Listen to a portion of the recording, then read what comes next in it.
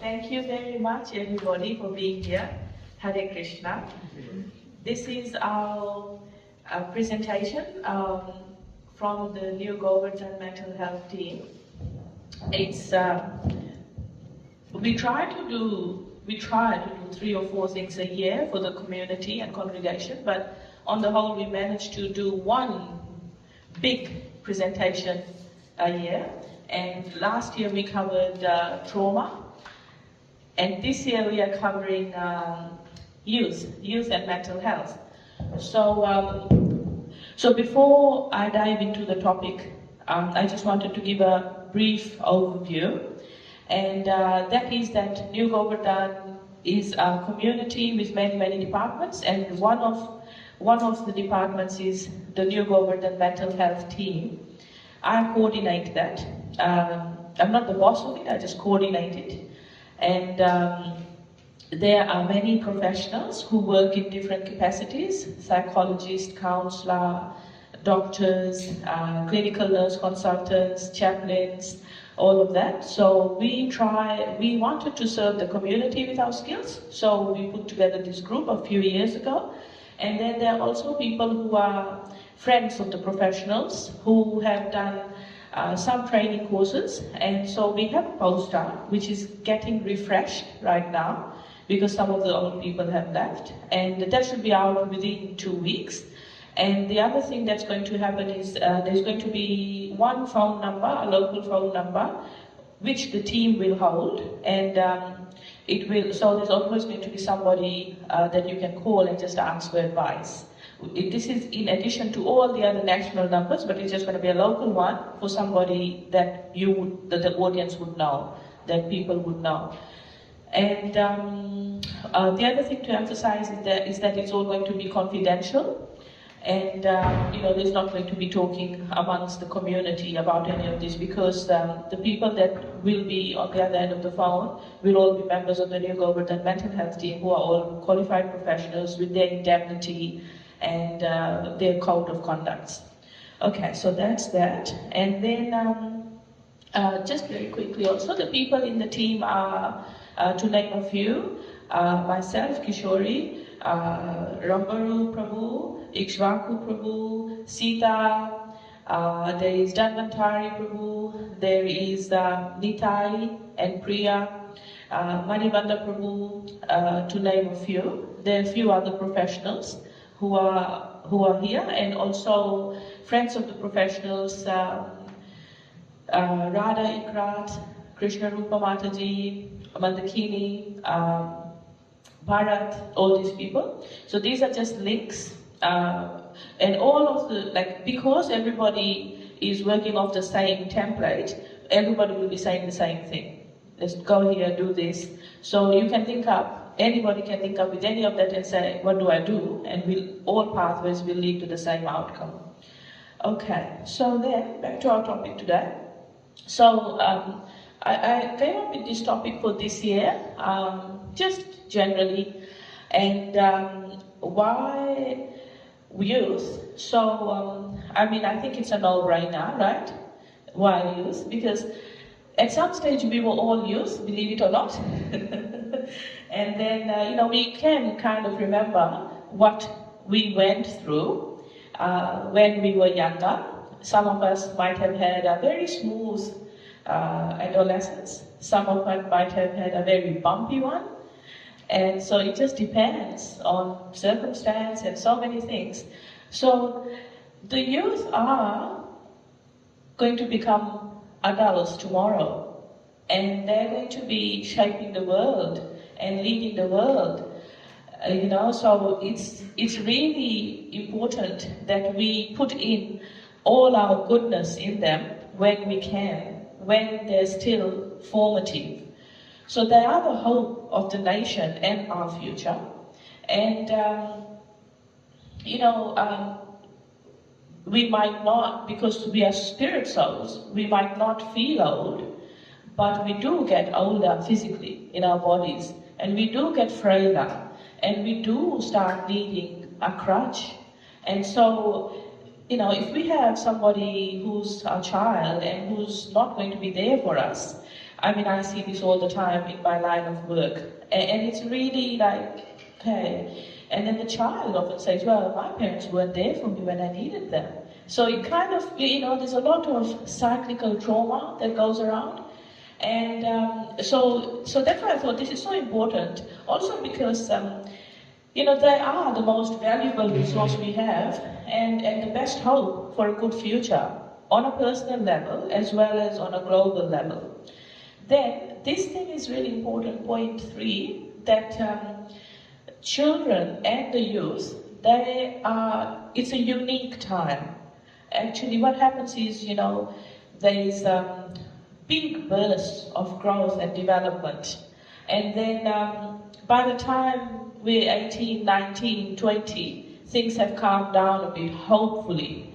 And then if you see somebody who by the age of 30 hasn't really got their basics together, their living place, their eating place, like a source of income, you can kind of see objectively that something might not be quite right.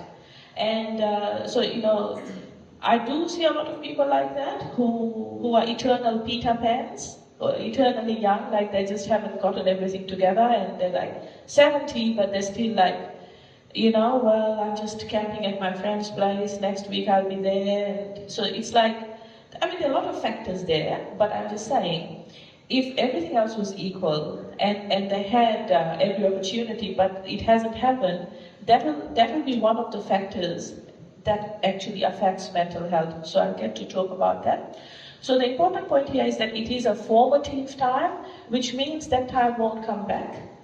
And it also means that it's a crucial period. We actually have to grab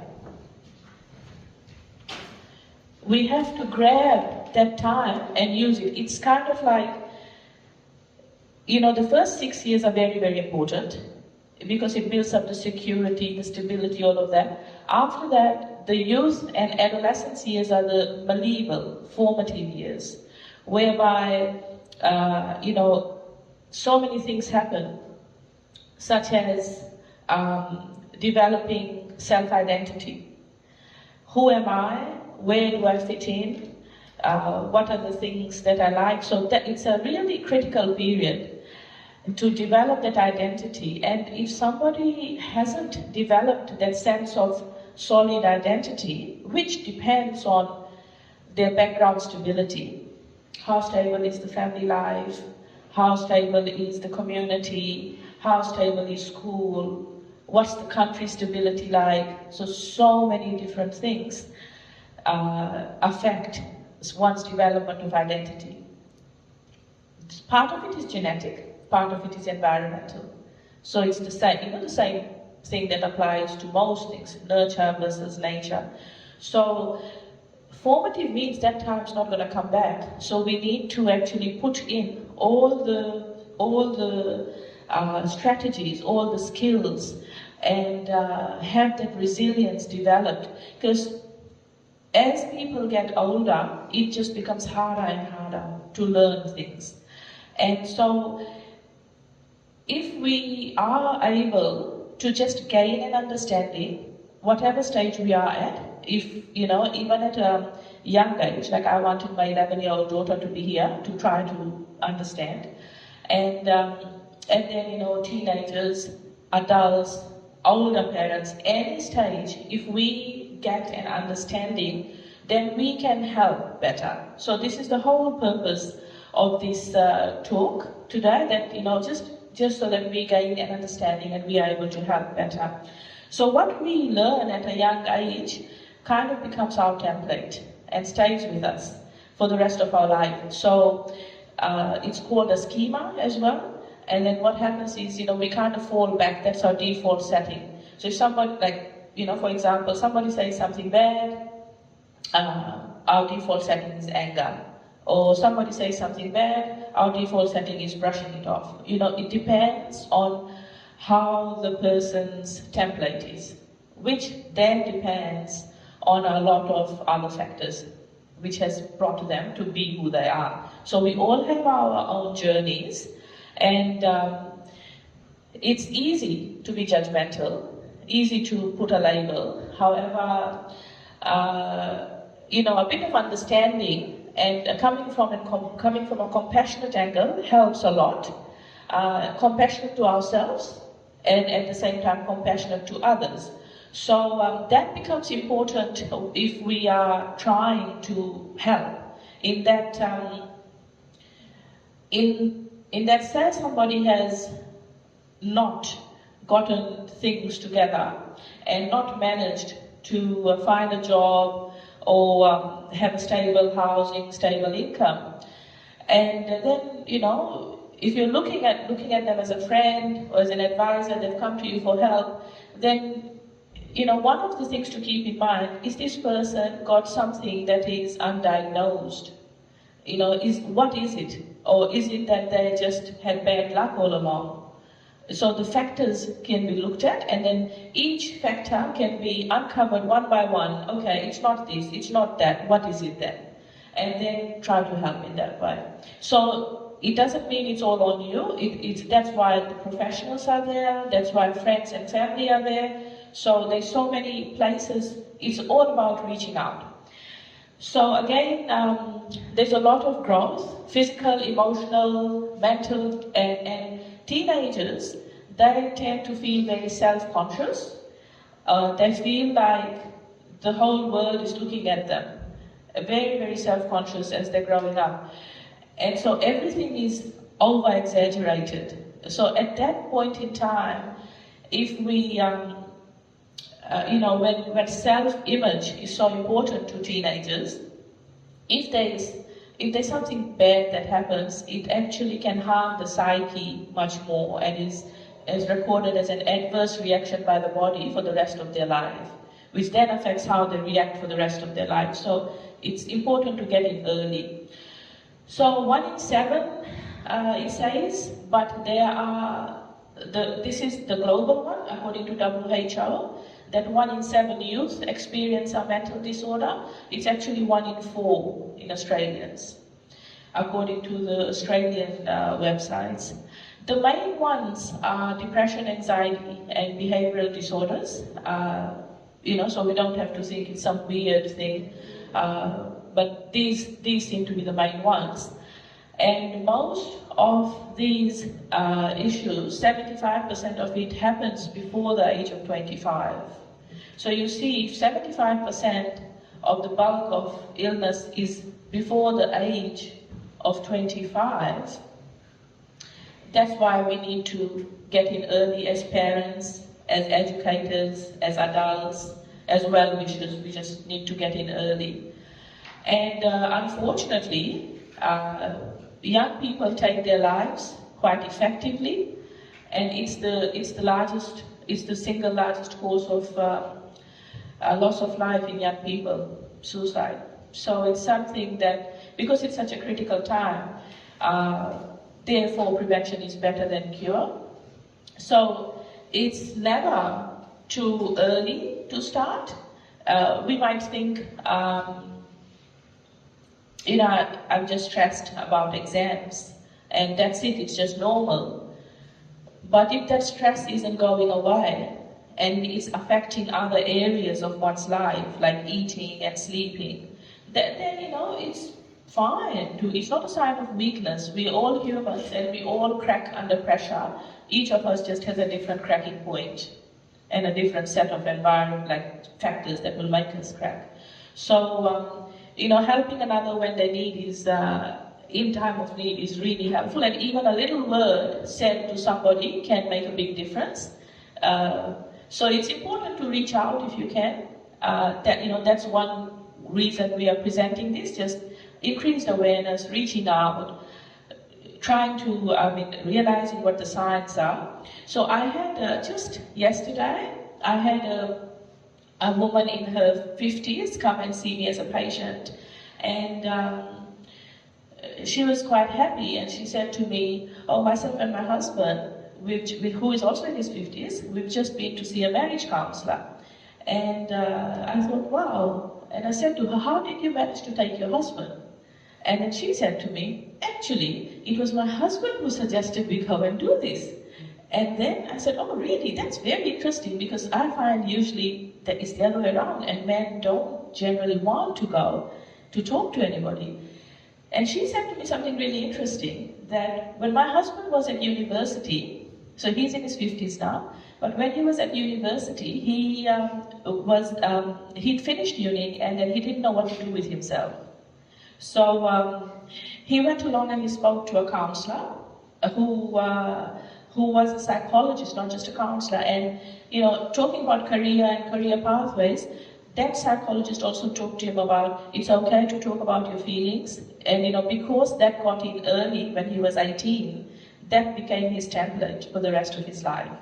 So he then was happy to go along. Any little thing, not little, any thing that happened that was medium intensity or strong, that needed a psychologist or a counselor, he was the one who would say, let's go. So that was, just an example. So we can all try to look after ourselves. We all need to check in with ourselves and see where we're up to. And this is so that we can lead more happy, healthy, fulfilling lives, and also be there, because we can only give what we have, so then we can be there for our children and for other people who need. So where to seek help? This is really excellent, all these different websites. And, I'm happy to send around this slideshow afterwards, if anyone needs. But also it's very easily available if you just Googled, mental health helplines in Australia, or mental health resources, or anywhere in the world, the internet will bring up everything. So Bite Back is a free and self-guided, it's one of the most popular ones for teenagers, Bite Back. So it helps develop resilience. Now resilience is something that is, say I'm a teenager and I've experienced something negative, like a family breakup. How well do I bounce back from it, or does that scar me for the rest of my life?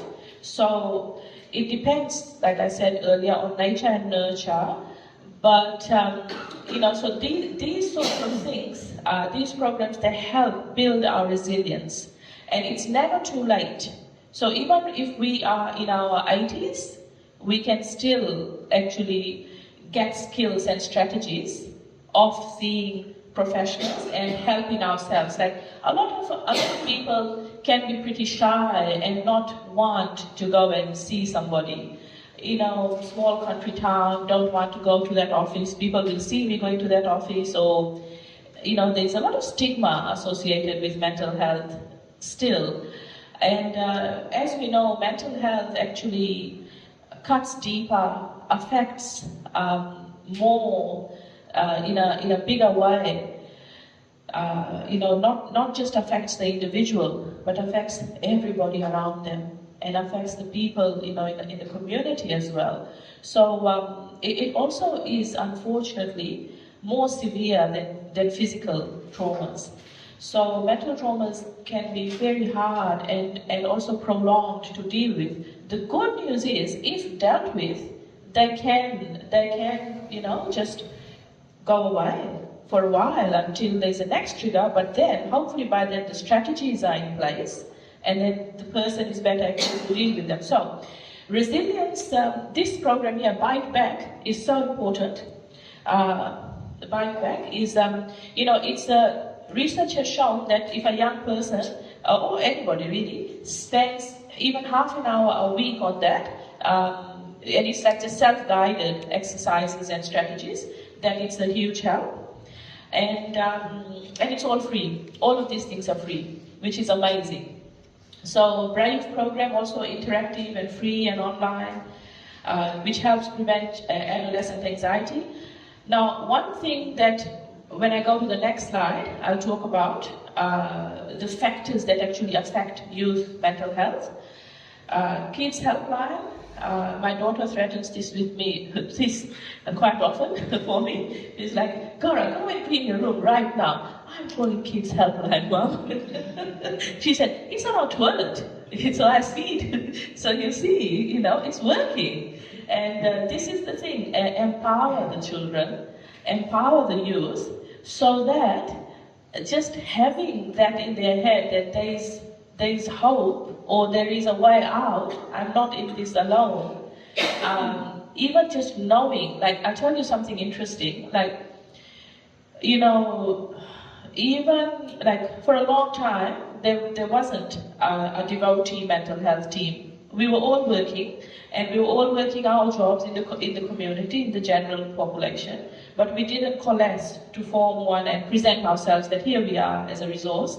So even though people aren't really using our resources like, on a daily basis, like there's no 10 calls a day or something, but people have commented, that just knowing you guys are there, just knowing that, I can reach out if I need to, is so super handy. It's just so peaceful. I know that I'll be looked after, sort of thing. So we can't underestimate just being there. No, and I'm not just talking about us, I'm talking about us as individuals, us as teachers, as educators, as parents, and just being normal people. So these are all the different ones that there are on online platforms. Then there are also there's also all these phone numbers. So some people prefer to talk to other people face to face. Like one of my patients said to me, if I'm talking to somebody, I don't want them on the phone. I want to see the whites of their eyes. So, that they want to have a face-to-face connection.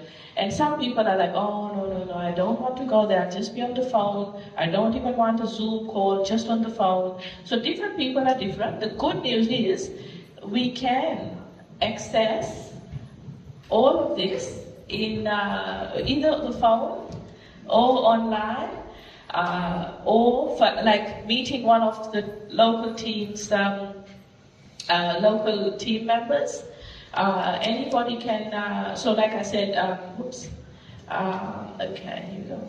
So anyone on the local mental health team, and there's going to be a new poster out within 2 weeks, we'll circulate it physically and online. Then this one here, this number here, anybody can call that number. It's 24/7. If you are in a situation, say your teenager is cutting themselves and you don't know what to do. I mean, sorry, but it does happen. And, you can call that number 24/7 and say, what do I do now? What's the next thing to do?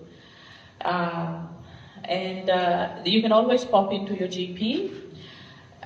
You can always go to the local emergency department. They have social workers, and they can link up to different services.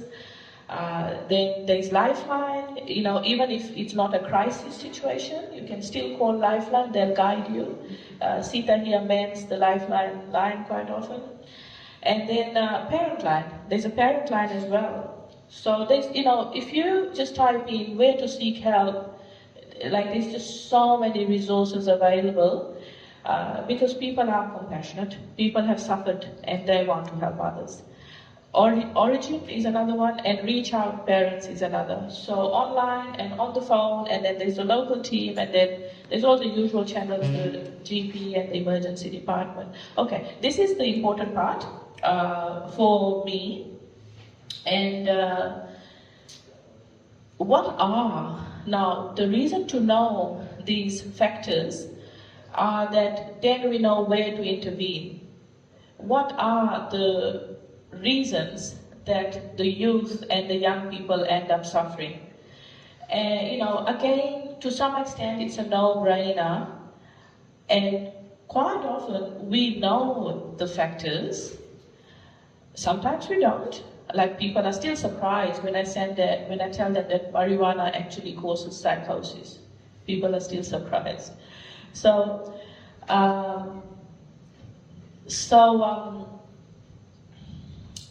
So I really wanted to emphasize these factors. I'll quickly go over them one by one, very quickly, and so that we know when to intervene. And quite often, even though we might know the factors, we might not be able to help with it. Again, going back to drug use, it's very hard to stop drug use.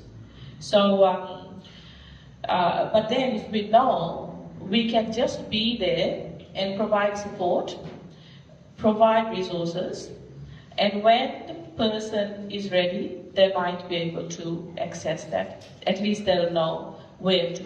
Okay, so the more the risk factors, the greater the potential impact on mental health. And this applies to the whole developmental lifespan, meaning to say, if there has been one trauma after another adverse reaction, after another negative thing, a negative outcome, if there has been one thing after another, it really boils down to our resilience. And so as much as possible, we need to try to shield ourselves and shield who we can, especially our dependents, from negative incidences, which are going to then become cumulative and affect somebody's mental health. So prevention is better than cure, basically, with health. So quite a few youth and quite a few parents of youth have highlighted that parental conflict, parental arguments, parental separation, divorce, those things pretty much is one of the biggest factors that affect a young person's mental health. So even though it's hard, let's try not to argue in front of the kids. It's hard. But that's one of the big things that affect children's and young adults' mental health. If there is separation, if there is divorce, if there is death of one parent, that's a big impact as well, because quite often the young person needs to step up and take more responsibility. So this is another thing. Obviously that's when male role models come in, and that's when female role models come in. That's when we need, it takes a whole village to raise a child, we know that. So that's when we really need to reach out. So human beings are social beings, and reaching out and talking even to a friend, even if the friend is not a professional or qualified in any way, is a huge help.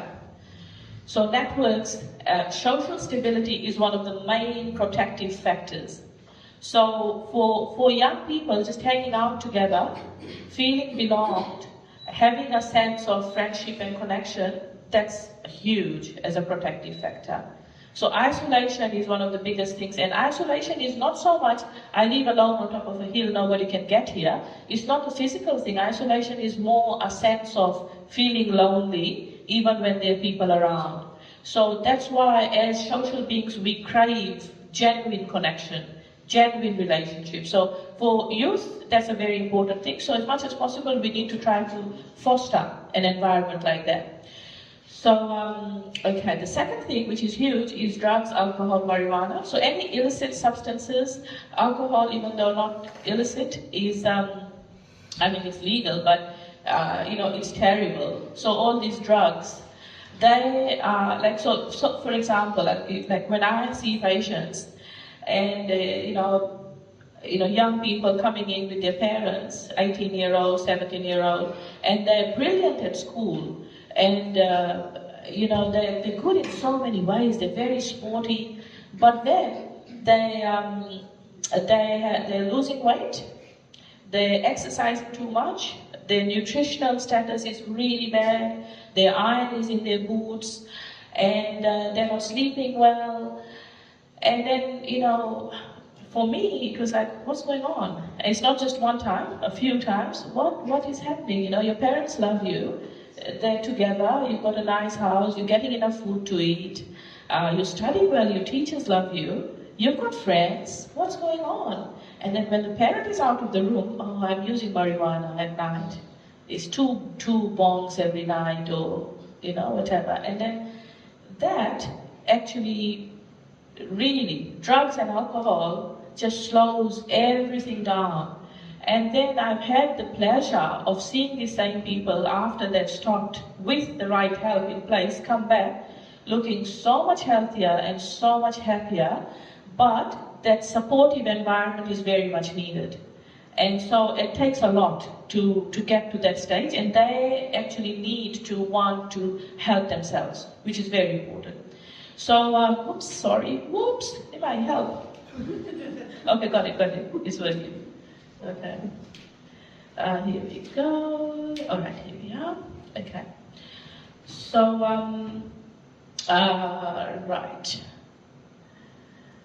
Right, okay. The other thing that is really, thank you, Prabhu. This is very important here, gender, identity, and spirituality. So, as we know, there is a lot of finding the identity. Who am I? Where am I fitting in? Right now, it's all about gender and sexuality. And interestingly, spirituality, like some people are, we all have had experiences maybe of being not in a devotee community and being ridiculed for being a Hare Krishna, or ridiculed for being, too strict a Catholic. So spirituality can actually become a point of bullying. And then low self-esteem, body image, and eating disorder. So like I was saying earlier, teenagers are super self-conscious. They feel everybody's looking at them. And it's not true. Everybody's too busy in their own lives with their own stuff that they're dealing with. So, fostering a positive body image, that no, you're not too skinny, no, you're not too fat, you're just right, eat your nutritional food, and doing it in a loving way, doing it with education, not just authoritarian, do this, I'm telling you, but saying, look, this is what the facts say. Like giving the education so that they feel empowered. For young people, the sense of identity and independence is coming along, and it's important that we empower them, give them the tools. So sometimes it's chronic illnesses and actually undiagnosed health issues that can get a person down. These are the factors. So if somebody is like, okay, another example. I have a patient who's 47 years old, and he's a very good-looking man who is very fit, and yet he hasn't been able to hold down a job. And so it's always been one job, which he does well at for some time, and then another job, and then another job. And so at the end of all of that, when we ruled out, well, it's not your health, it's not your physical health, what is it? And then it boiled down, he was ultimately diagnosed with autism, form of autism. And then now he's actually on medications, and now he's got some strategies, and it's all coming along very well. So undiagnosed, oh, I'm so sorry, I keep clicking the wrong thing. Okay, here we go. Undiagnosed physical or mental health. I've got another patient, very sporty young girl who injured her foot and for 12 months wasn't able to go back to play a sport, and that actually wore her down. So we treated everything else, and we treated the foot, going to see a physio, back to exercise, but still not feeling good, just comes in looking like a wet blanket all the time.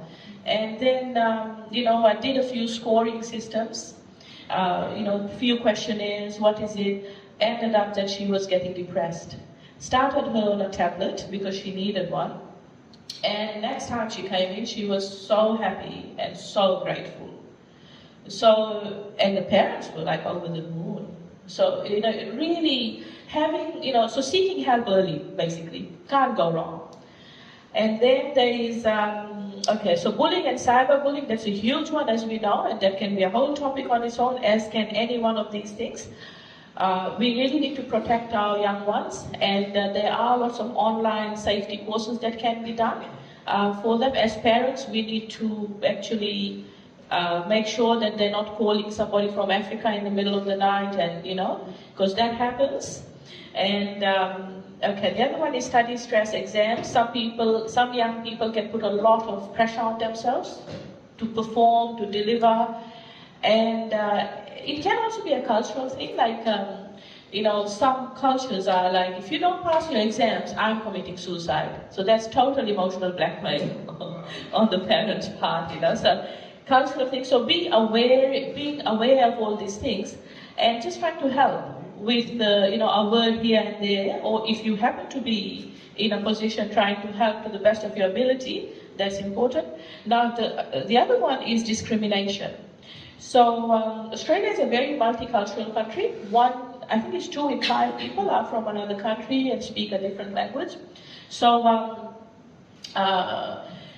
however, there's everywhere in the world, there's always going to be discrimination based on gender or based on skin color or whatever. So, we as practicing devotees are actually very fortunate to know that we are all equal, we are all spirit souls, we are all exactly the same size, no matter what my packaging looks like. However, there's actually a spiritual story that there was a snake, and people were throwing rocks at the snake, and then the snake asked his guru, I'm not even a poisonous snake, why are they throwing stones at me? And the guru says it's because of the body that you are in. So because you're a snake, people will treat you in that way, and even though they don't know what's on the inside. So, for us the lesson is, don't judge a book by its cover, try to be compassionate, connect in a real way, and because the thing is, if our young people aren't doing well in school or in life in general, one of the factors is that they're feeling discriminated against. So that is something that can be explored, even in the workplace, why isn't this person, why am I not doing the best here? It's because I feel judged, or, I feel discriminated against. I don't feel they can see my potential. I feel they only see me as a female who's colored, for example. So that's a real factor. So knowing about it and unpacking it, just last week there was an article, so ABC News is really good, and there was an article that was written by somebody who suffered discrimination in school, although she was born in Australia and raised here. And then the other thing, is that youth, because they're pretty much adults, but the brain hasn't fully become cognizant of all the risks that there are potentially, they are at extra risk of finding themselves in situations like becoming a mom or dad early, which is like, do I go to school or do I look after the baby? So as much as possible, we need to try to avoid that. And as we know, that is a huge strain on mental health for everybody, the whole community, the whole family. So these are the factors, and we can all help in different ways at different stages. There is always a way forward. There's always something that can be done. So hope springs eternal. And God helps those who help themselves. I like using that one. But baby steps. So at any age, at any stage, if we reach out to a friend, a neighbor, a trusted community member, one of the mental health team, Rambhoru Mataji, Iksvaku Prabhu, any one of us, or going up to see your GP, or going to the emergency department, whatever the situation calls for, there is always help available. If you don't want physical interactions, there's the self-guided, lots of them as I had on that slide, self-guided computer programs and phone numbers. And there are times for all of us where we feel alone. That's the nature of mental illness. if we feel like this particular situation nobody can help me out of, and that's exactly when we need to be reaching out. And finding just somebody who can support us is going to make all the difference. So yes, depends on who we are. Some people might just have a good circle of friends and they just have a good talk session with them every week, and that's it. They don't need a doctor or they don't need a psychologist. But it really depends on what somebody needs. Okay, that's it for me.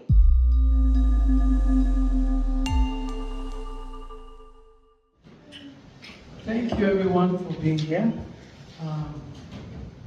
That was one. Thank you, Mate, and Rambhoru for being here. So, the topic that I have been given to present today is relationships in youth. And from different angles that therapy approaches mental well-being in youth, one of the main things or the main factors, even in a therapeutic relationship, is the trust and the confidence that the person can have with one another. Right? So that applies not only in a therapeutic dynamic, but also between friends and family, colleagues, fellow students, etc. So that's the focus of this section of this morning's session, presentation. And more than anything, I would like you to take part. I'm going to ask you some questions, and I need you to help me, or help us, to come up with some ideas of what can we do here to improve the services that we're trying to establish for the whole community, youth and others. So, importance of relationships. Why relationships are important? Why do you think relationships are so crucial in human experience? When it's doesn't have to be only you, or everyone is involved in relationships, but why relationships? Some of the youth may want to, or yeah, anybody. It brings connection. It brings connection. An identity. It brings yeah. You can only grow if you have relationships. Okay, good. We can only grow if we have relationships. Yeah. I'm thinking like unity, like to be able to create things together. Okay, unity, yeah. Anything else? Some of the Support and validation. Okay. So all the things that you're saying is actually written here in the coming slides. So the young ones, why relationships are important. It doesn't have to be anything philosophical or so technical. Why? Humans like thrive in relationships for Okay. happiness. Yeah, good one. Fun, yeah. So there are several things, hundreds of things, that we can say they are the result, the positive results of relationships. And of course, sometimes these things can be quite theoretical when we mention them. You can, copy and paste them from websites and books and things like that. And I'm guessing, when I was hearing Mate's presentation, I'm guessing that sometimes when we discuss these sort of things, the main question that we may struggle with is how to do it, how to establish relationships. I have kids, and I have worked in different youth services and youth counseling and acute mental health, and sometimes dealing with youth experiencing mental health problems, mental illnesses. Now my background is in social work, and I work as a mental health clinician in a psychological support program. It's everything online, so we don't see people, but video calls and also chat. So the question here is, what are the benefits of positive relationships? So positive relationships aim at fostering strong connections with family, friends, and mentors. I'm going to mention some of the benefits. There are some of the most salient things. Provide emotional support, some of you mentioned already that. Offer a sense of belonging and validation. You say that, right? That's exactly there. Foster a sense of identity, that's also mentioned, right? Some of you mentioned that. Help youth develop their values, beliefs, and interests.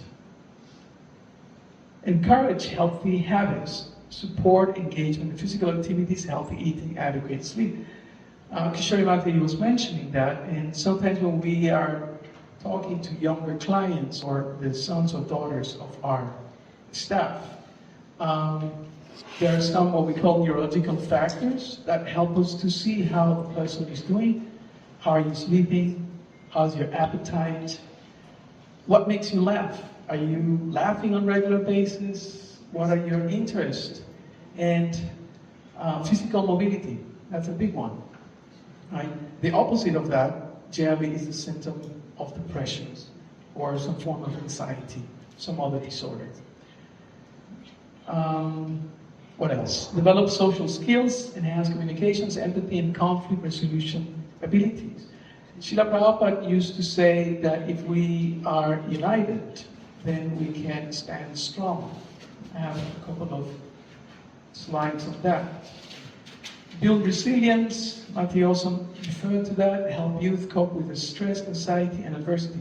Because I remember once working for a youth support service, and I was struggling with a young boy involved in juvenile justice and foster care, and trouble with the police, etc. And I just didn't know how to support this young guy. And so I went to my supervisor and I said, look, I'm struggling, he's very closed up, etc. So then he told me, remember when you were, I think this fellow was 15 or something like that. He told me, remember when you were 14 or 15, and what were the things that you were thinking, what were the things that you were struggling with. Sure enough, the next time I saw him, I said, I'm going to challenge you for a push-up competition. I thought this guy's going to beat me anyway. But the point is that I came to his level, and we had a competition doing push-ups or something like that, and he won. And then, because he was happy, then he started talking to me.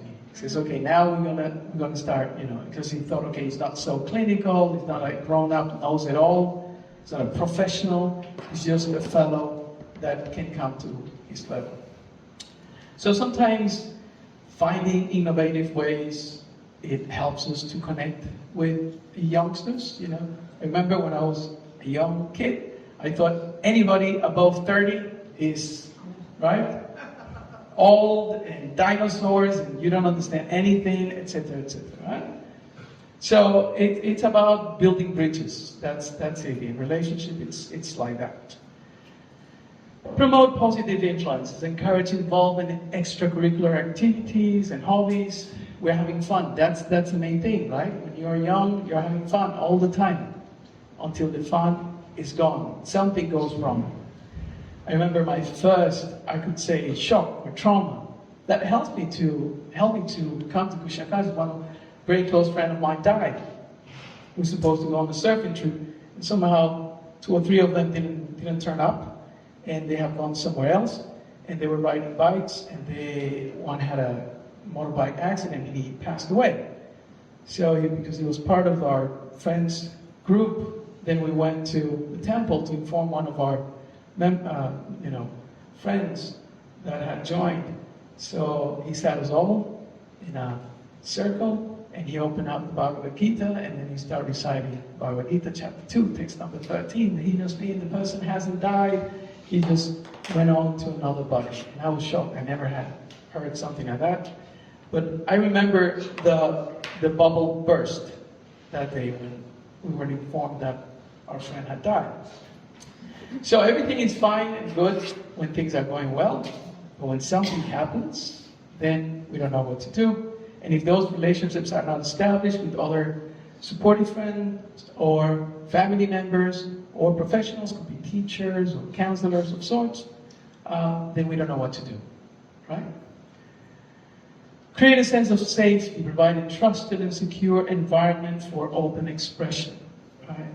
According to our philosophy, Navajobanam, we're always youthful, we're always young. When Prabhupada was asked, Prabhupada was at that time in the late 70s, and he was asked, how old are you? Prabhupada said, the same as you, right? So the idea is that the soul never gets old, it's always useful.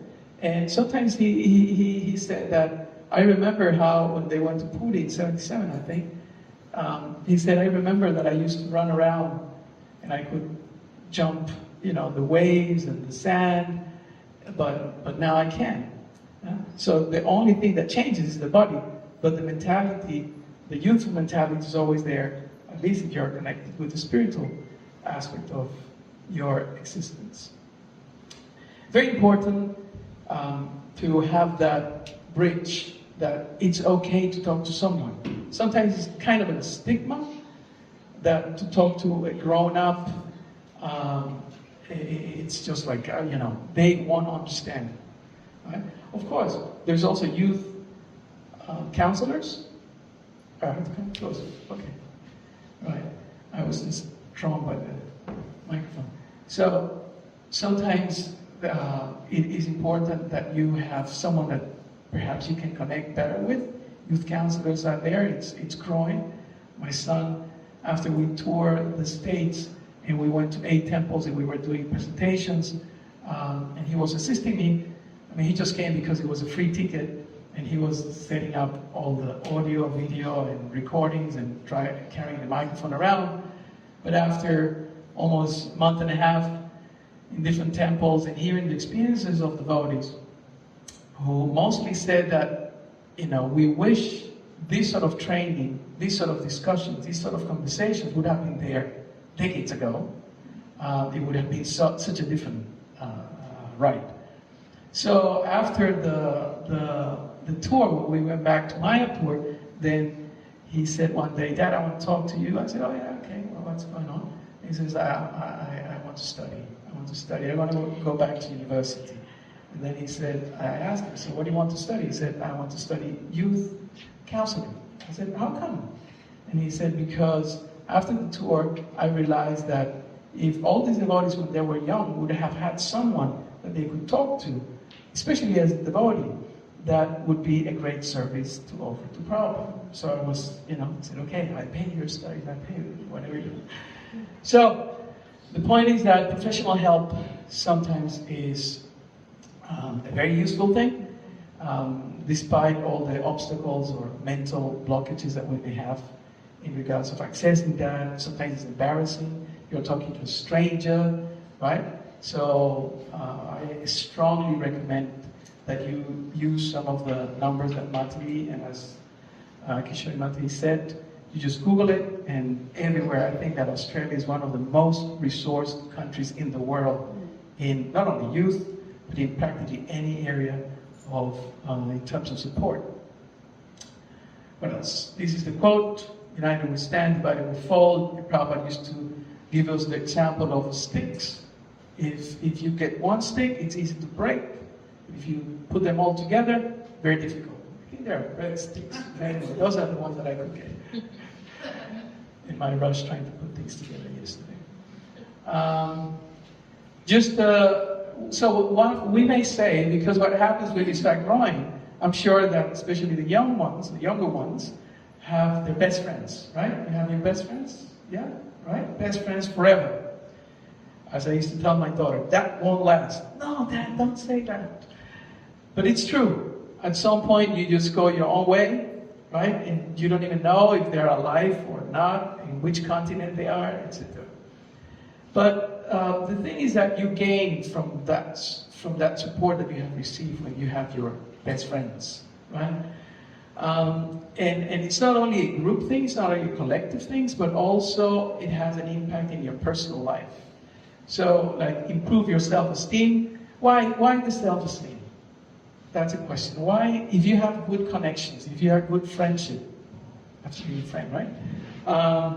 Why do you think the self-esteem is improved? Just a quick question.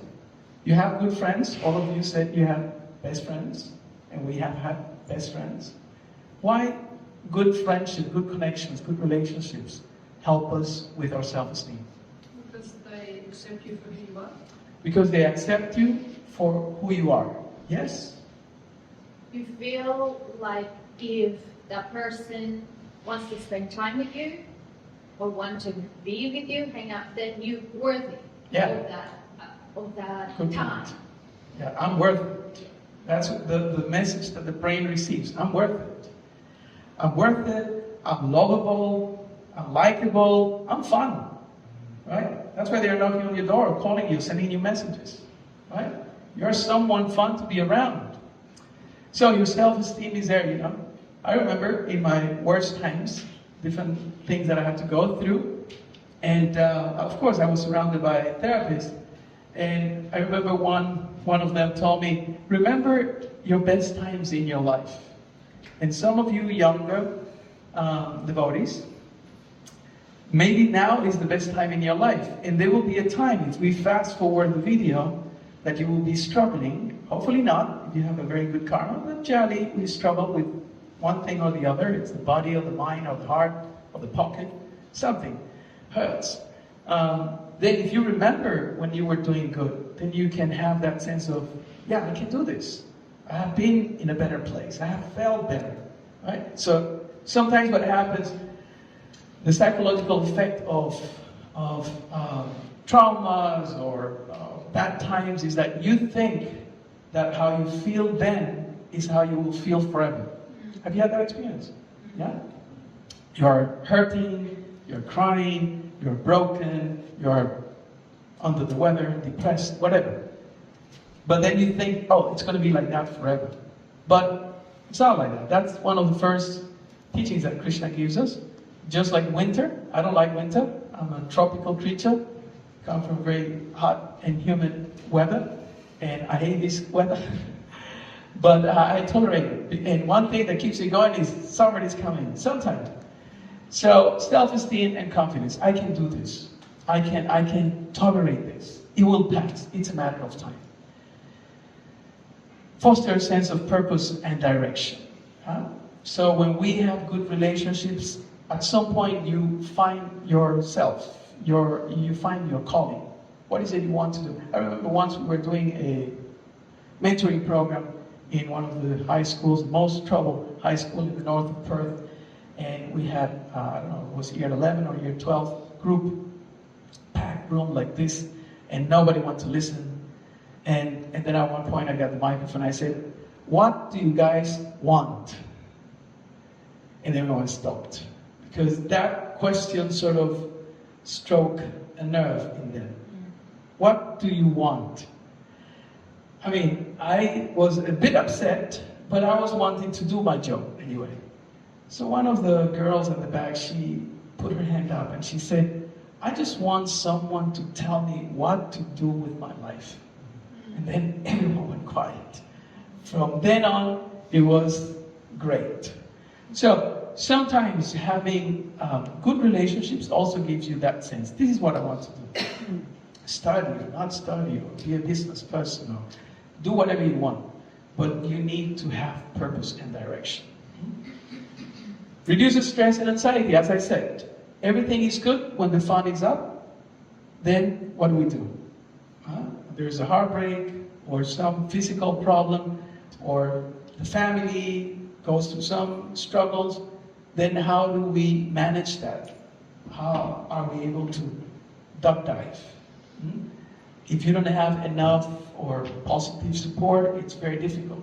And generally what we see in younger people is drugs, alcohol, violent behavior, risky behaviors, right? And therefore from, 16, I think in Australia 16 to 25, and then you have the most risky behaviors of all, because that's when things start going wrong and people get confused, and the booze and the drugs are so easily available, and we know the consequences. Increase your emotional intelligence. At some point, this is a prediction, you will be our age, right? When I was 14, 16, 18, I thought I'll always be like that, always be sporty and healthy and running and doing this and that. And then I got kids. And now I got grandkids. Little ones, but still grandkids, right? And every time I go and see my kids in Perth, they always say, Dad, you're getting old, right? Because we always have this dynamic of competing, surfing, swimming, wrestling, things like that. We're Latin, so we have always this vein of poking each other. But the idea is that if there is a healthy relationship, you are, as someone of you mentioned, you are able to grow in a healthier way. Okay, so that's me. So my question at this point, just like when I was hearing Mati, is how do we improve things here in New Govardhana? Because this is like a nursery, right? With so many young people walking around this area and all these devotees, families having kids. So how can we improve the relationships that we can establish here with the devotees? What are your suggestions? What do you think? I can see with my grandson, even though he's 4.5, he does soccer. He does some after, when he's back in Kata, he does some after school activities, and that really connects him. And so friends from his beach kids school do that too. So I think if they can do some extracurriculum. Yeah, I know it's really difficult, but some extra curriculum, it just bonds the children in a different way to sitting in the classroom. Yeah, Mati Indranila is doing a heroic work with her, youth bus tours and dramas and see, that's one thing. I know she has other things, but sometimes that weekly thing of having a soccer, like Gabrielle just, for reasons I don't know, they all got a medal at the end of term. You've never seen someone that was like, so that actually, we could just see their self-confidence just went up to So the suggestion is to do something on regular basis for them, right? It's just, in Mayapur, I remember this young devotee from Malacha became Mukunda, Muki, and he started youth services. And then, some of the devotees who are living here, Nara and other, Yanu and all of them, were there. And I said, okay, I can get some devotees to support the program. We arranged for a place, etc., etc. And he told me straight, because he has done this he's a young fellow, was a younger then. He said, Prabhu, very simple for youngsters. We need pizza and fries. Every weekend, pizza and fries. That's the standard. Or anything lasagna can do, or other things like that. So if my wife cooks, she will cook, and then we'll get some funds. Because for youngsters, you give them good food, right? And everyone is there, right? And then organize some fun activities like that. So that's something that we can organize. I don't know anything else maybe in the school that can be done, but I think that there's a lot of room to improve. Any other suggestions? Maybe Indian. No, I'm just stretching. Oh, right. You have so many things. We have made this youth group now. Yeah. Yesterday. It's a bit, no, we started the beginning of the year. I mean, I saw it yesterday. It's just been really slow. Oh, there you go. Yeah, but that is the idea. To get the teenagers together and to create sort of positive experiences for them in connection with Krishna. Good. Thank you for doing that. Yeah. Amazing. Anything else? Any other suggestion? I found, because I've got children in the youth category, so I found that, we all want connection and we all want to have fun. So what I do quite regularly is picnics, and we just had one on last Sunday. So the older people were hanging around talking, the younger people were on the beach playing volleyball and swimming, and so just doing things together is that identity and connection, and having fun at the same time, and it's Krishna conscious at the same time, because it's all prasadam and there's kirtan happening as well. So I find that picnics are, because they're informal and it's not in a structured environment, it really works because it's physical and there's food, so the food aspect is covered. And the other thing also is, what I've been saying to my teenager is, you all hang out and you have fun together, but it's also important to have Krishna conscious fun. So what I've done is formed a WhatsApp group of a Bhagavad Gita reading. So they're supposed to, this way they're doing their pronunciation and recitation and having so much fun at the same time. Like they're teasing each other if their pronunciation is wrong, and so it's fun. And so those are the two things right now that personally I can manage. I'm grateful that Indranila's, trying like the youth bus tour and the drama club, so all of that's good.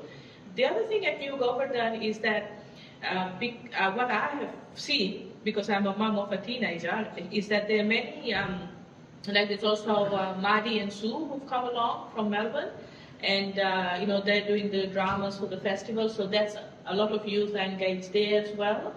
And that there are so many opportunities to actually get connected if they want to. Yeah. And it's all about friendships. Yeah. If the friend does it, then they'll do it. The good thing about common activities is that relationships are built. If you go camping, then you start knowing the person and you start talking to them, etc. Sorry. I think Harno. Harino. Yeah? Because once your friends start to meet, Yeah. you just, you friends, Yeah. and stuff. Yeah. It's like an adventure. It's I remember my first days going on Harino. It's just like, wow, what is this? This is really far out. Nothing compares. I was just thinking one more thing. This is not so much like organized activity, but one thing that really I noticed that helps the youth is that the adults approach the youth, even if it's just to say hello, or like, oh, what's your name? Just create some sort of connection with them, because there tends to be like this division between the ages. Yeah. But and the youth are usually sort of shy to approach the adults. But that's one thing that would be super helpful, if the adults approach the youth. Yeah. Just make you feel welcome. Yeah, that's good. My wife always says, at least smile. That's her mantra. At least smile. That's what she always smiling. What Lalita has organised on Friday, I don't know what age group, but I know it's from like pre-K up to maybe primary. Friday mornings they come to the morning program. You've noticed how manic it is there Friday morning. And Ambika, she does a children's class, and Radha is making a children's breakfast. So we're getting about 25, already that, 25, 30 kids. So some And that's just a group of mothers that have done that on WhatsApp, and then they hear, so then they all go up to school. And I think, you organise that a bit too. Lalita. No, it's Lalita. It's Lalita. Right. Yeah, Lalita, yeah. Wow, fantastic. And it's good to promote these things, so I encourage you to be more bold in promoting it, because I didn't know, I know some of the things that you do, but I know that you're very humble and don't want to bother people, but you should make more noise. Because time is running, at some point they're not young anymore. Okay, so that's from my side. Okay. You've just solved all the problems. There's no need for me to say anything. You got it. You did it.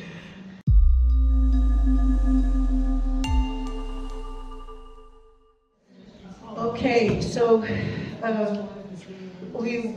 this presentation should have happened before Iksvaku, because he just solved all the problems.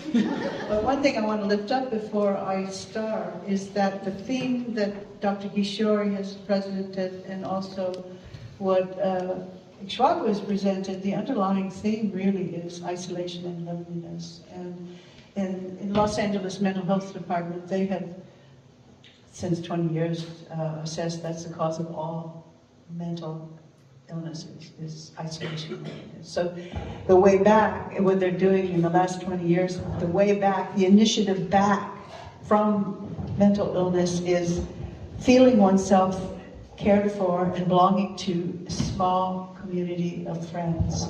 So everything you've shared and what we need to be moving in is out of isolation.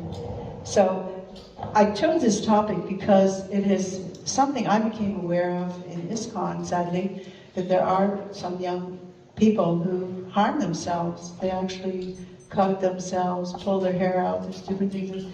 And it was so surprising to me because, well, why would you do that? You have the solution, you just chant Hare Krishna. Why would you have everything? But apparently people are not feeling that sense of belonging and that sense of care. And so what you all have been talking about are really important steps towards that. So what is self-harm? There's lots of things. It's also known as self-injury, self-mutilation, self-abuse. And it happens when people hurt themselves on purpose without trying to kill themselves. The technical term is NSSI, non-suicidal self-injury. And just because a child or an adolescent starts engaging in self-harm, it doesn't necessarily mean that they have suicidal thoughts or hope to die. I'll often be thinking, oh, they're trying to kill themselves. That's not necessarily true. Recent studies show that when a person engages in NSSI and it goes on for long periods of time, then they might be at risk for suicide. But and you need to think in terms of, do they have a plan? And therefore, as parents and caregivers, we need to take immediate action if we believe that children or youth are self-harming or harming themselves. Okay. There's some myths about self-harm. Cutting is one of them. If you're a pediatrician, you have all kinds of things coming in your office. And so people have all kinds of myths, urban legends around why people do this. Cutting is the only form of self-injury to worry about. That's not true. Self-harm is usually due to suicidal thoughts. That's not true. Kids or teens who self-harm are seeking attention or just being dramatic. They just want attention.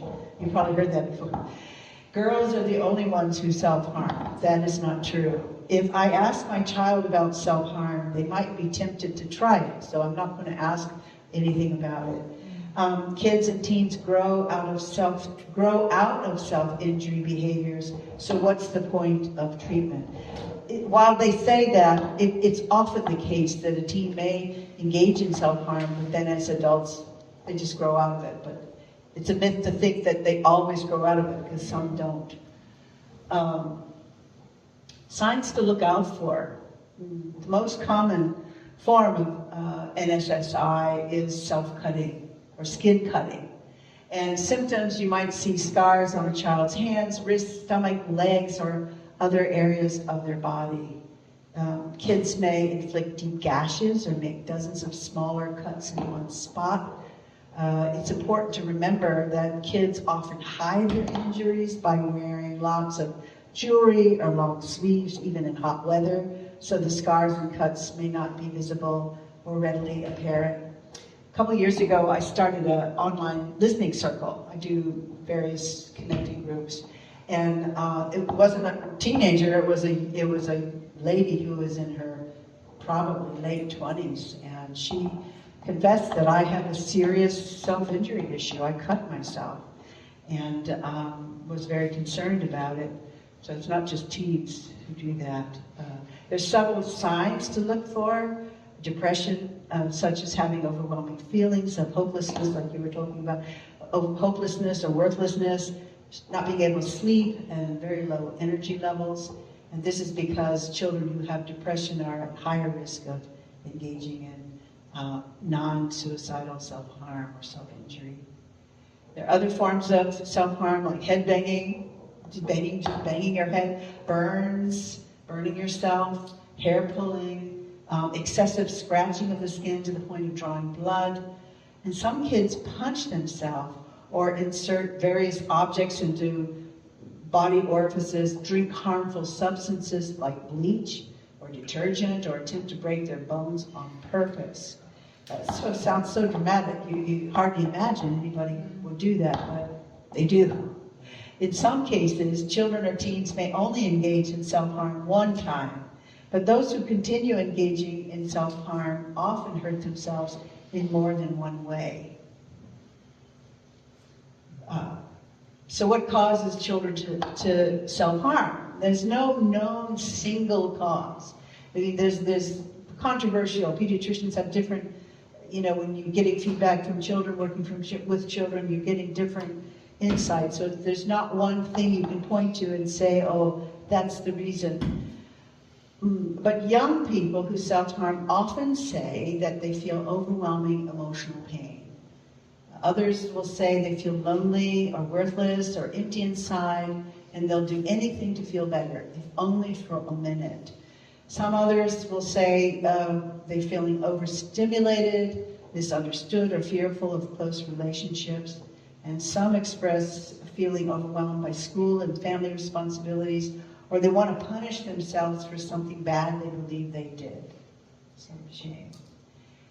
So it sounds like an oxymoron, how does engaging in self-harm relieve pain? I mean, you're causing pain to relieve pain. That doesn't make any sense. But research shows that when human bodies are injured, like when you have a physical trauma, the body will naturally release chemicals in it to help it cope. So if you're now wanting to experience those endorphins or those chemicals rushing through your body, you harm yourself, and now the body will respond by giving a rapid burst of endorphins and other natural painkillers that offer just a moment of escape from whatever they're struggling with, and they can't seem to handle any other way. So it's just to get that quick rush of relief that often children will do that. Some people think that self-harm patterns are related to gender. Female youth who self-harm are more likely to cut. Male youth are more likely to hit themselves, just punch themselves. It's an interesting thing because I work with families in the hospital, in the emergency room, and I notice that men and women, when they have experienced the loss of a child, say in the hospital, men and women deal with grief differently. Men often will punch their fist through a wall when, say, their child has died. That's how they deal with it. Women will fall on the floor and just pound the floor and cry. And apparently there's a connection. I don't know how to express my feelings. I don't know how to really get in touch with my grief or my tears. So it comes out in anger and punching. So it could be that, you're punching yourself as a means of managing the inability to know, how do I express my feelings in an appropriate way? Children of all genders engage in NSSI, including males and children who identify as non-binary or transgender. And we may think, oh, we don't have those sorts of folks in our movement. That's not true. We have lots of people who are transgender or identify as non-binary or even homosexual. We have devotees. There's a whole organization, even an association for, I think it's called GALVA, for people who are homosexual. They need association, but in our communities, that's kind of a shunned population, so they have to create some kind of connection. The question comes often, are children who are self-injuring higher risk for suicide? And most self-harm, it comes from a momentary need to escape, not really a wish to die. It's not really an intention to kill oneself.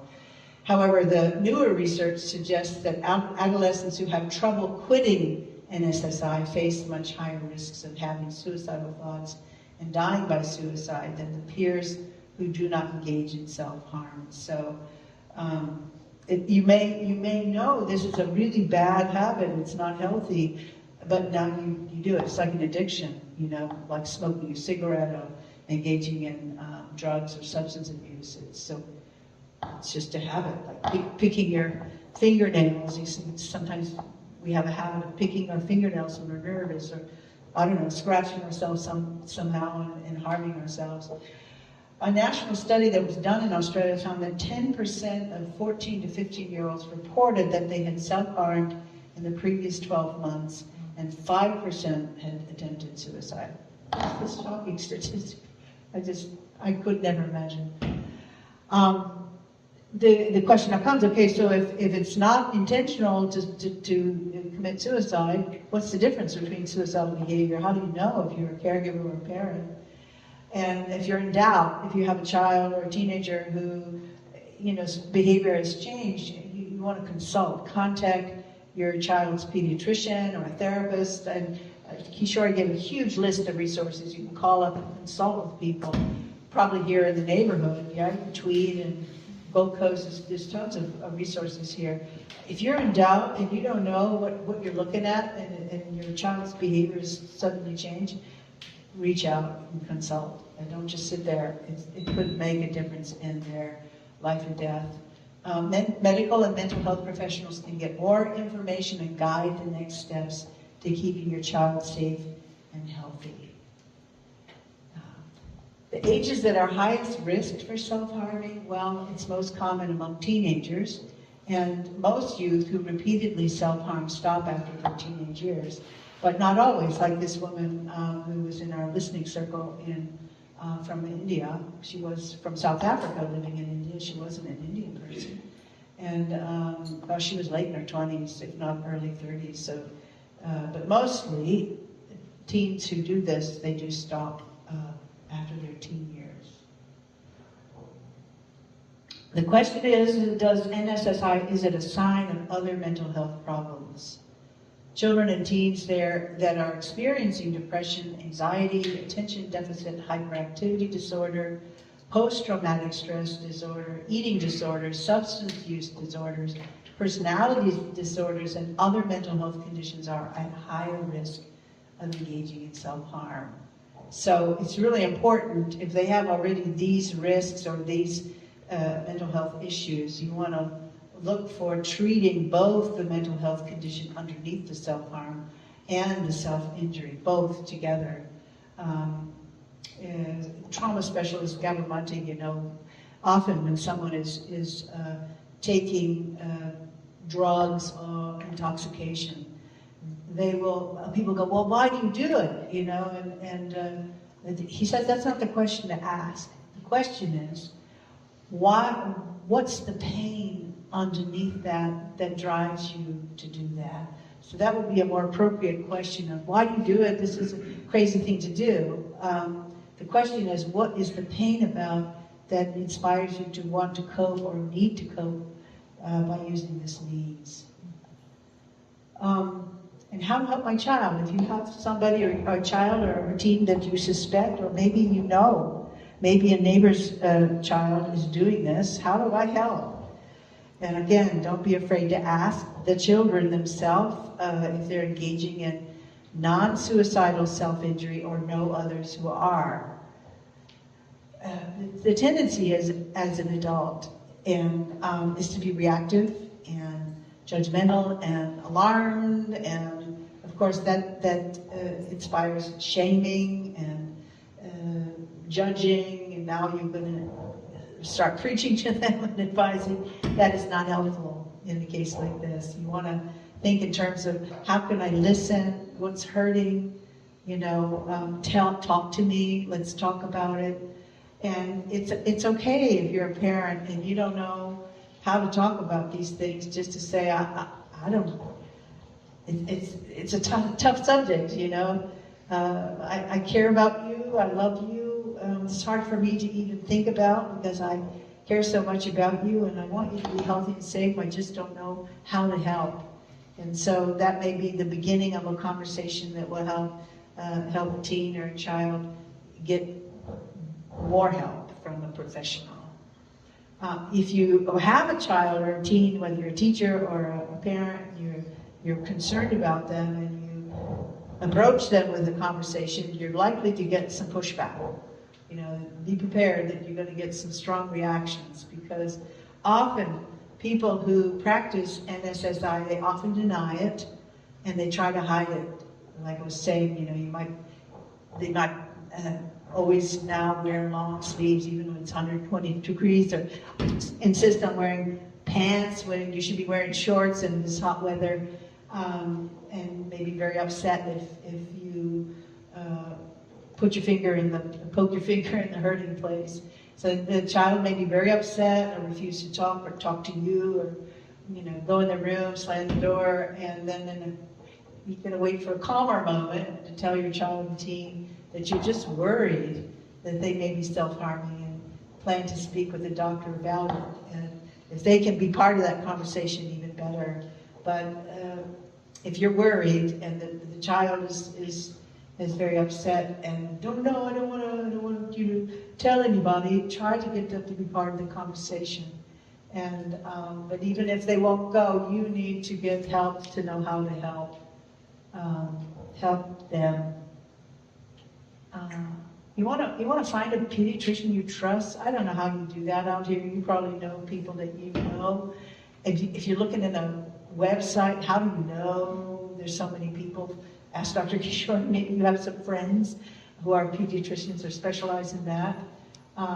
But generally, doctors who focus on child health often know about NSSI from treating children and family. And you shouldn't be ashamed or blamed for your child's struggles. You know, and it isn't, that's the first tendency I know as a mom or a grandmom. I'm thinking, what did I do? You know, I did something wrong. And it's not about blaming yourself. And the main thing is to get the child care. You want to allow a private one-on-one time for your child to talk to the pediatrician. They may not want to talk while you're there, but, you know, give them the freedom to have a relationship with the doctor to talk about those things. And the pediatrician will know how to work with you and also your child to create a care plan geared to your child's needs and steps that have been shown to help others. So if they have experience with this, it's not a one-off thing. They've seen many times. There's enough research and enough anecdotal evidence to know what works and what doesn't work. And so it's really helpful to have a professional on board. Make your home environment safer. You can help by removing hazards such as sharp knives, razors, poisons, weapons, and more from your space. I can't tell you how many kids, at least in the United States, we have guns hanging around people's homes. I think in Australia you don't have this risk. But in America, people keep their guns in cases, you know, like beautiful window cases or in the garage, and kids, 5-year-old kids get into those and they're playing with them and they kill each other, shoot accidentally, or they try to hurt themselves. It's shocking. I'm so happy Australia doesn't have weapons just hanging around, because kids do get a hold of them. Of course, sometimes you need knives, you're cooking, you know, it's hard to get rid of all kinds of items, but it's especially important if your child has let you know they have thoughts or urges of self-harm, or during difficult or stressful periods that could trigger these thoughts or urges. It's a good idea to examine your house, what's easily accessible, lock up things that are potential instruments of self-harm. And again, firearms, keeping those inaccessible, and all kinds of medications, that's another one. You know, you might have all kinds of medications that if you take a handful of them will be poisonous. Keep them locked up, especially if your child is having any kind of suicidal thoughts. And just an interesting thing I've learned about suicidal ideations. When a person, an adult or a child, has thoughts of suicide, doesn't mean, it is not intended. It's kind of like an unconscious message coming from deep within a person that I need to change something dramatically in my life. It doesn't mean to kill yourself. When you have suicidal ideations, and I've talked to many people, you know, in the movement who have them, and they don't know where they're coming from, but specialists who work with suicide and emotions, what they have discovered is it's not a message to kill your physical body. It's a message that you need to do something very dramatic to change your attitude, your current attitude and behavior, otherwise it will destroy you. So these are kind of unconscious messages to take seriously, but it doesn't mean just because a child or an adult has suicidal ideations that they're really, the messages are there instructing them to kill themselves. It's something in them that has to die, but it's not them. Some perhaps behavior pattern. I think that's all I want to say about that. Social media, this is an interesting point. While this digital channels, they may not be a direct cause of NSSI, excessive screen time can lead to poor sleep and exaggerated feelings of envy. You see things on the screen you wish you had. It all looks glamorous on the screen. Beautiful people who have the perfect weight, and they have the perfect complexion, and they have the perfect clothing, and I don't have all those things, and now, you know, you're feeling a sense of self-rejection. This can be very much planted in young people's heads. These issues may feed the powerful emotions that prompt kids to self-injure, so it's really worth the time to establish healthy family media plan. Some limits, I know it's unavoidable, computers are there, they're there to stay probably. I think what we were talking about with Iksvaku and Dr. Kisori, we need to as a community be intentional about creating healthy activities that are not technology, you know, trips, socials. When I was living in Melbourne, I had a group of girls that were from ages 9 to 14. The mothers came and said, would you do something with our daughters? You know, I don't know, lady, I don't know what I can be doing with these daughters. So I started trying to do all kinds of things because they had, you know, had them do Bhagavad Gita classes and learning Sanskrit and all this stuff. And they didn't want it. They came to me and they were like, oh, this is great. My mom's not here. I'm so relieved I don't have my mom here. You know, and my granddaughter was coming, and then we had people dropping off kids. But what I found that stuck, that they liked to do, these girls, was to make jewelry. So I got onto Temu from Japan, you know, could get really cheap, all kinds of things. They learned how to make earrings, devi for the jewelry for their deities at home.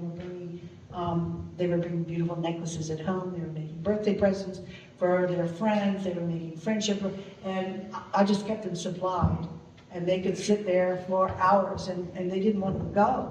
And at the end of that 90 minutes that we had together, the mothers in rotation, who were the parents of those kids, would bring some cupcakes, or they'd bring something. So it was kind of a fun thing. I had a grab bag. I had to go to dollar store every week, and I put all kinds of ridiculous things in that, and they thought that was a big deal, you know, like having a bag. I had a pillowcase, and I just put all kinds of different things, and there were trendy things that they liked, just these gushy things, I don't know. Now that was a thing for a while, and then incense, and they'd have to close their eyes and pull that out. And they looked so forward to that, just sitting together with their friends. I had that, and for folks who were not so inclined, or they were fed up doing the jewelry, I bought in quantity dry Play-Doh, if you know what that is. And they would make, whatever the festival was, they would make things like Radha Krishna deity out of Play-Doh, and then in an hour or so it dries. And now they had a thing they would come home with, or they would make Govardhana Hill or something. And that went for months. There was nothing else I needed to do, just keep them supplied, and I could sit and chant while they were doing all that stuff. But I mean, I was really delighted how jewelry making for girls. And then we had some young boys who joined the group, and they loved doing it too. So that was an easy. It can be expensive, so go to Temu if you're going to do it. So the digital habits matter in terms of family. One study showed that adolescents living with depression reported that their parents spent up to 8 hours a day on social media. And this doesn't mean the parents are to blame for making their children sick, but it's still, this pattern can block opportunities for conversation and emotional closeness. If everybody's sitting around on the computer, maybe I have something I want to say, but I don't want to disturb you, and you're going, yep, I mean, I've done it myself, you know. Oh yeah, yep, and you're looking at the screen. And so this generally reduces a child's risk for depression and anxiety if they have opportunities to have a conversation. And you need to be available for that. Prioritize family mental health and relationships. Consider, like if you have a family that's kind of dissociated on screens, you want to consider how you can turn this around in your family consistently. If you have high stress in your family, how are you going to turn this around? The young people need to know they can ask for downtime without guilt. They may not feel like doing homework right now. They've just been at school all day. And, parents can be a little bit flexible how and when they can manage whatever the assignments they have to do. And self-care needs to be a priority above the mountains of schoolwork and extracurricular activities. In America, in the United States, they have shown that kids nowadays are so overscheduled that they're almost neurotic. Monday we have this lesson, Tuesday this. You want to keep them engaged, but I mean, if it becomes oppressive now, and the parents are like, oh, you gotta do this and then homework, and that can also drive your kids nuts too. They need time just to relax and digest their life. Some children and their family members are at higher risk of mental health challenges due to trauma, violence. I think this has all been spoken about. Unstable family dynamics, and even poverty. You have maybe a family that doesn't have a large income, and the other people in the community maybe have lots of money and they can do things. There's a tension that you come home, you feel deprived. Maybe the parents are working really hard and they're just struggling to make ends meet. That can cause tension, and that can be a source of stress. Supportive parent-child relationships can serve as a powerful buffer to stress. You don't need a lot of money, just spend time. And in Karuna Care, I have taken the 6 loving exchanges of Rupa Goswami. If you think in terms of offering gifts and receiving gifts, sometimes we think, that means I should offer an incense to someone or some prasadam, and that's all really good. But the thing that is the biggest gift you have is your time. And that's the one thing that you can never get back. So I would say the biggest gift you can give your kids is just time. Talk with them, hang out with them. Sometimes it's silly stuff, just do that. Time is just so valuable. You never get it back. And that can greatly help them cope in a stressful world. Share what you know. Oops. Your child's well-being depends on the supportive family, your teachers, coaches, and everybody. Like Kisori said, that it takes a community, it takes a village. So it's important not to keep their struggles secret. If you have a child who is cutting and their behavior's a little bit peculiar and people don't know and they may be judging them, oh, this is a strange child. If teachers and coaches and they know, well, they're struggling with this, that can be, they have an inside now awareness to give them a little more attention rather than just judging them. If you're wondering how to disclose your child's SSI in a way that respects their privacy as much as possible, ask a pediatrician for their guidance. It's good to have some professional support to help you do that. How you can help. Children are most likely to disclose they are self-harming to a trusted friend or even one of their same age friends. Some of their friends may know about it, and that's their secret. That may be something just to wonder about. The kids' friends may know. It's important, while it's your role to be supportive listener, it's not your role to shame your kids, blame them, or advise a child due to their self-harming behavior. It's really more healthy to provide a support and connect them with the professional services that they can keep them safe and help them recover. And how you respond to your awareness that your child is self-harming is going to make a huge difference on their ability to heal and seek for help. Children and young people are seldom straightforward, and they can disclose they are self-harming indirectly or even accidentally by changing their behavior or making ambiguous verbal statements. So they may say something that is totally out of character or do something totally out of character. You want to pay attention. They may be trying to tell you unconsciously or communicating that they're self-harming. So be curious about that. They may refuse to wear certain clothing or go swimming because they don't want people to see their injuries due to cutting or other self-harming behaviors. Because self-harming may be a symptom of child abuse also. That's another piece. If you're a teacher and one of the children are self-harming, you might want to wonder whether they're also having physical, emotional, sexual abuse at home. They may attempt to disclose or cope with their abuse through risk-taking behaviors such as self-harming, suicidal behavior, and disordered eating. So this could be just the tip of the iceberg here, and you might find out that the children are being abused verbally, sexually, or physically at home. It does happen. Remember, self-harm doesn't mean your child or teen wants to die, and it does not make you a bad parent. As with any health issue, you can help your child recover by expressing hope, embracing treatment, and ensuring they feel your unconditional support. These are just some things.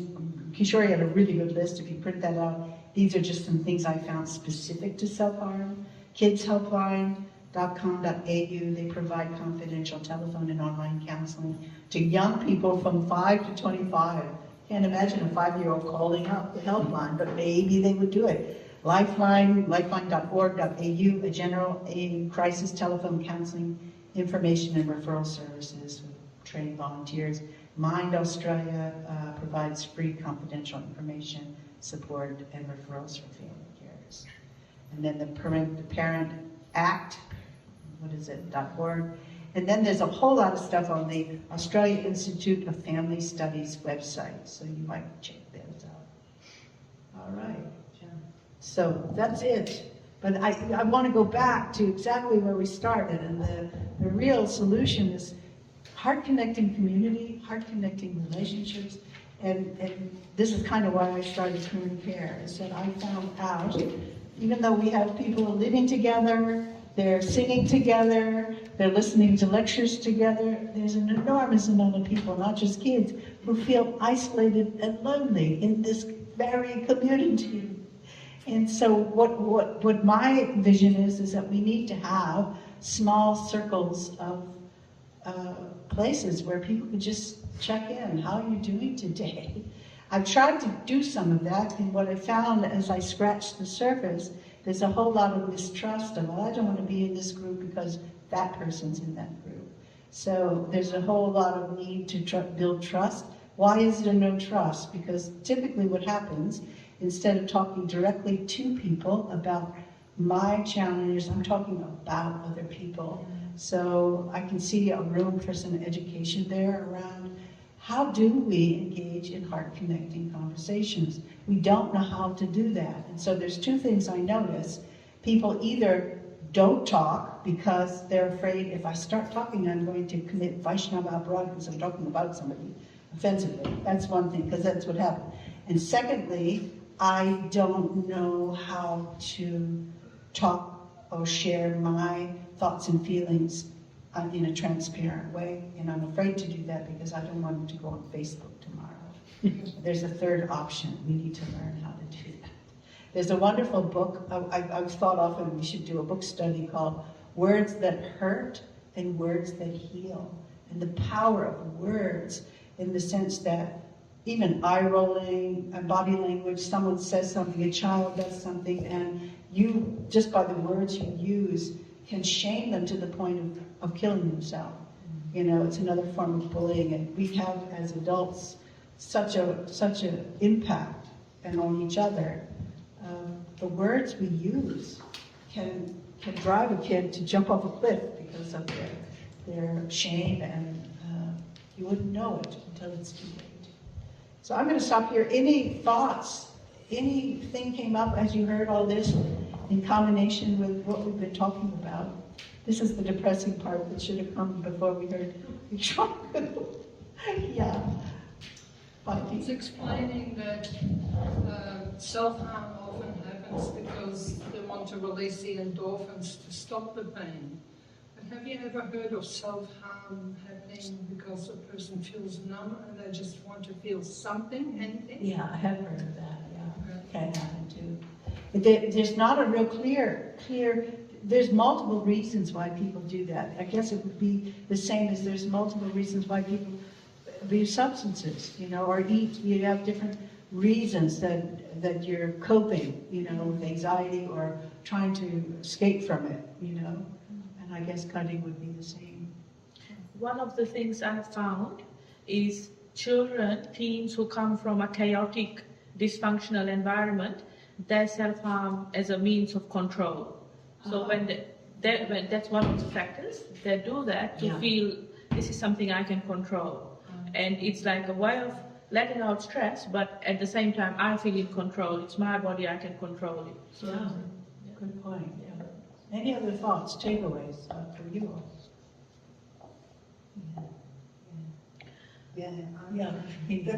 I'm bubbling over actually. It's very Okay, exciting. you want to come to the mic? we can pass the mic around if you like. Oh, yeah.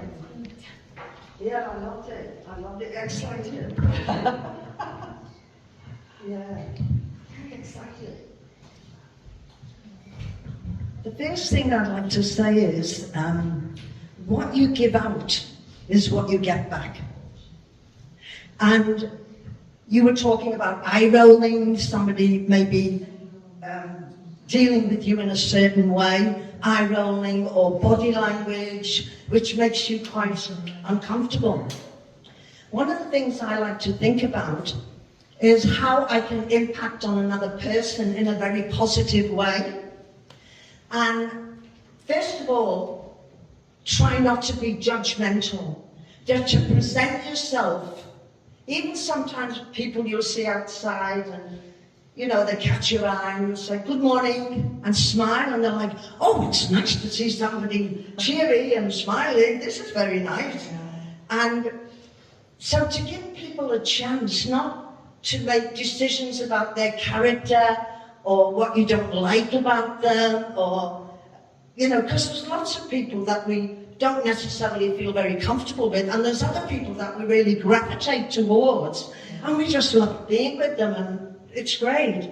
So I'm thinking that if this is a really good tip, that just try to be a kind friend to all living entities. I see you, Hare Krishna Mataji. Kisori, Haribol, everything okay? Yeah, just give people a chance, not like, she thinks she's something, doesn't she? Look at her. Yeah.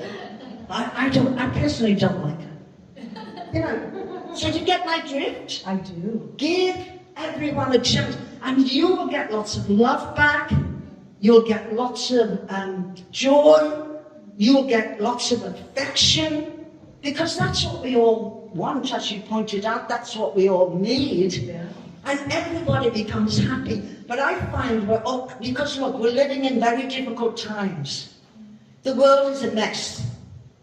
And everyone, you know, kids are killing themselves, taking lots of drugs and all, because they want to be happy, they want to feel good, they want to be needed, they want to feel some importance in their lives. But we can all be part of that. It starts with us, isn't it?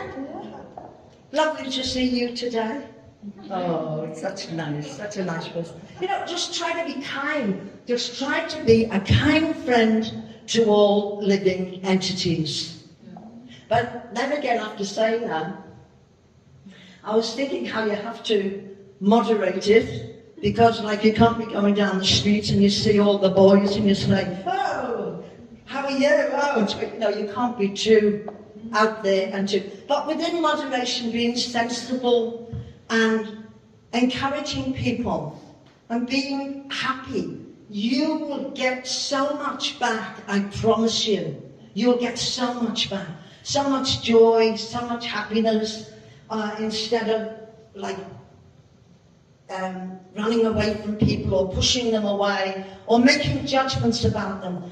So maybe someone's got some terrible issue, it's not very nice, their nature's not very nice. You don't know what they've been through. You've no idea what they've been through. Isn't it? I know. Because I know. I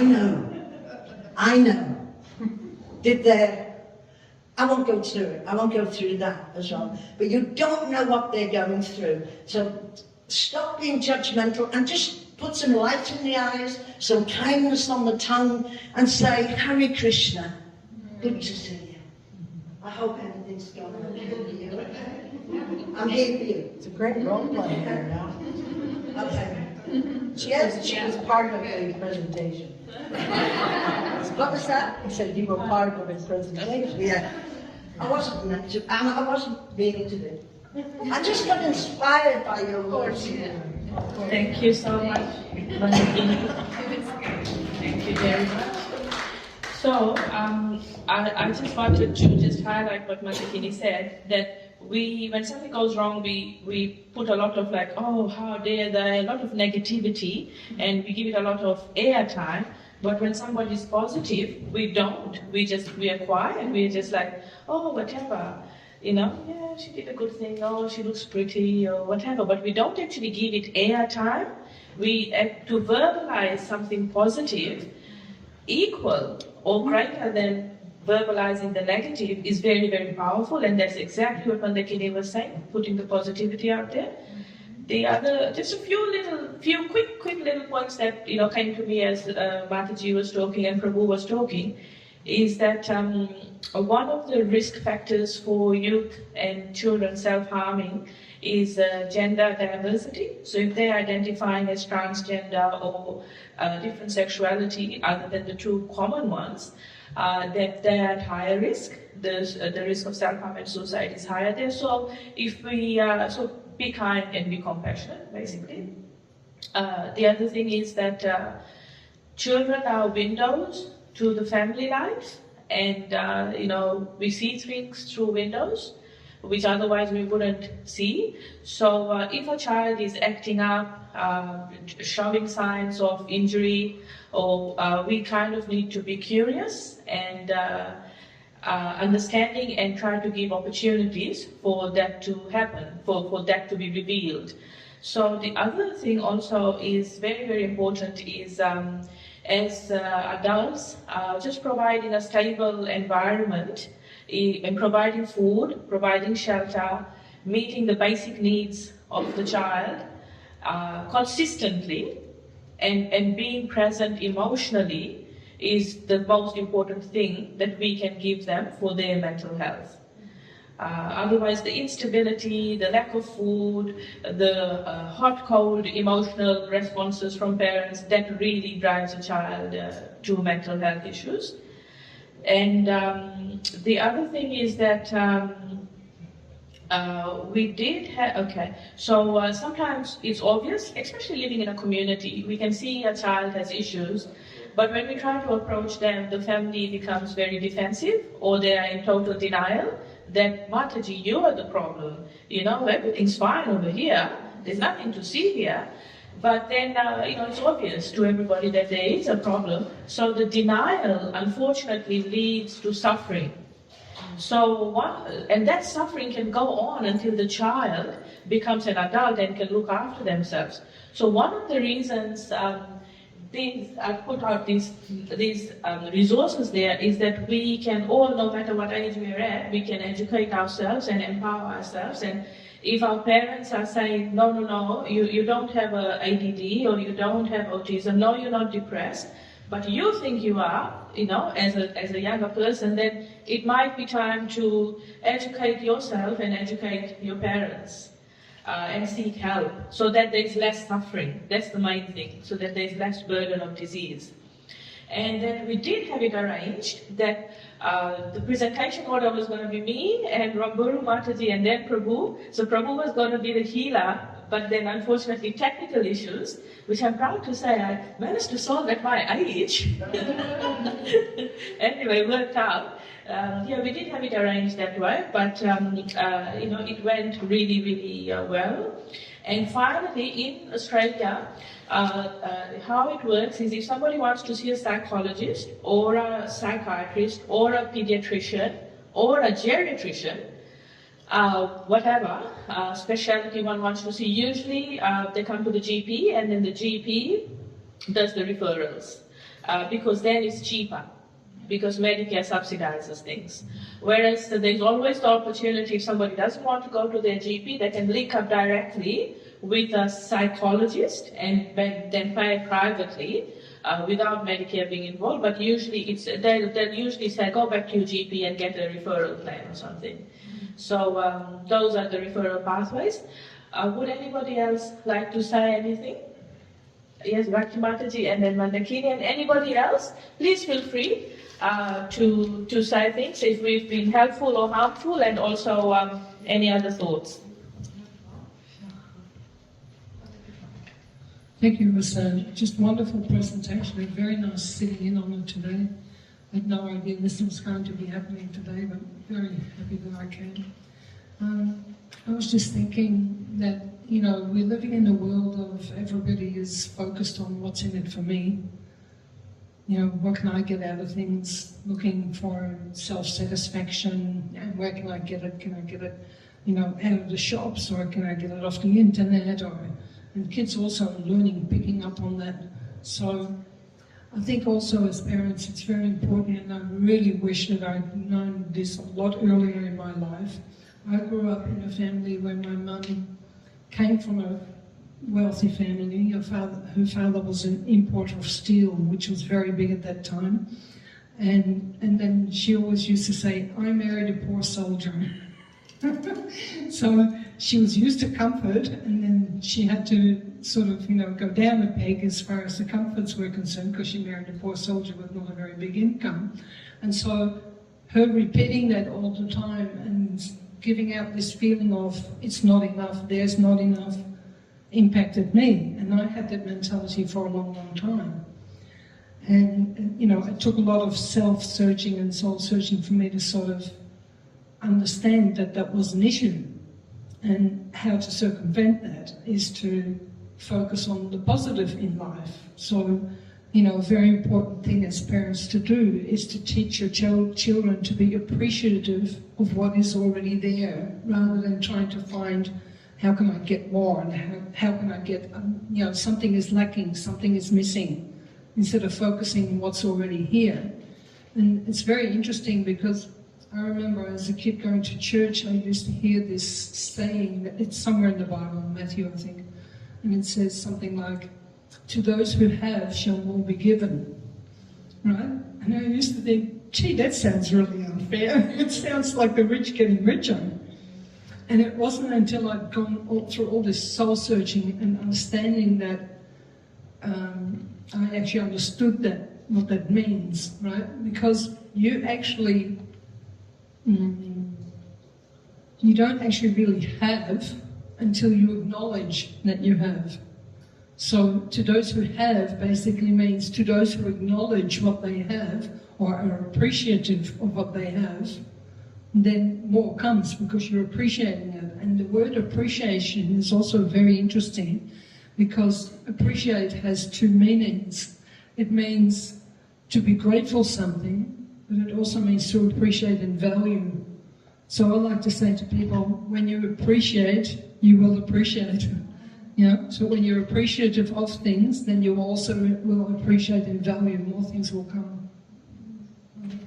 It's helpful to teach our children to just be aware of what they have rather than what's missing all the time. Thank you very much, Mataji. That is very powerful, an attitude of gratitude. And then it's true, it's very powerful when it comes from people who lived it as a personal example. Otherwise, you know, if the gratitude isn't there, they feel they don't have enough, and no matter how much you give, they just won't appreciate it. It's so true. Yeah, thank you very much.